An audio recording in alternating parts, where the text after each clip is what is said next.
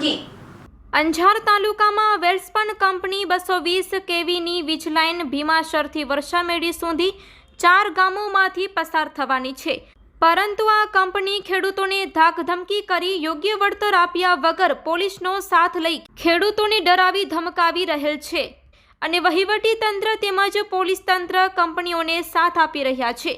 Welspun company દ્વારા વર્ષામેડી સીમમાં સરકારી ગૌચર જમીનમાં સરકારની મંજૂરી વગર કોઈ પણ રકમ ભર્યા વગર વીજ ટાવરો ઊભા કરી સરકારની તિજોરીને નુકસાન કરી રહેલ છે અને આની રજૂઆત કલેક્ટરશ્રી અને કચ્છને કરવામાં આવી છે કે કંપની સરકારમાંથી જમીન મેળવ્યા સિવાય અને મંજૂરી વગર કઈ રીતે કામ કરી શકે। આ કંપની સરકારને પણ ચૂનો ચોપડી રહી છે, જેથી તાત્કાલિક કલેક્ટરશ્રી કામ બંધ કરાવી કાયદેસરની કાર્યવાહી કરે। કલેક્ટરશ્રી કચ્છ દ્વારા ખાતરી આપી છે કે તાત્કાલિક કાર્યવાહી કરવામાં આવશે।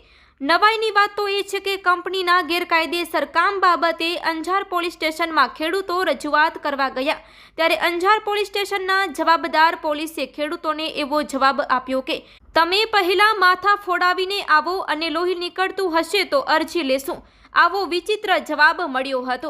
આ ગંભીર બાબતે કલેક્ટરને રજૂઆત કરવામાં આવી છે અને પૂર્વ કચ્છ પોલીસ વડાને પણ માંગ કરવામાં આવી છે કે આ કાયદાની જોગવાઈ મુજબ કામગીરી કરવામાં આવે અને ખેડૂતોને ડરાવવા ધમકાવવાનું બંધ કરવામાં આવે।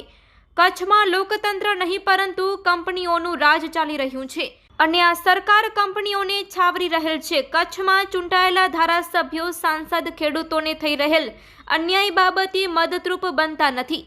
અત્યારે ખેડૂતોની હાલત ખૂબ જ દયનીય છે અને કંપનીઓનું જ ધાર્યું થાય છે। આ રજૂઆતમાં ભીમાસર, અજાપર, ખારા પસવારિયા, વર્ષામેડીના ખેડૂતો દ્વારા કલેક્ટર શ્રી કચ્છને વિઘ્ન જણાવવામાં આવ્યું હતું તેવું કચ્છ જિલ્લા કોંગ્રેસના પ્રમુખ વીકે હુંબલ દ્વારા જણાવાયું છે।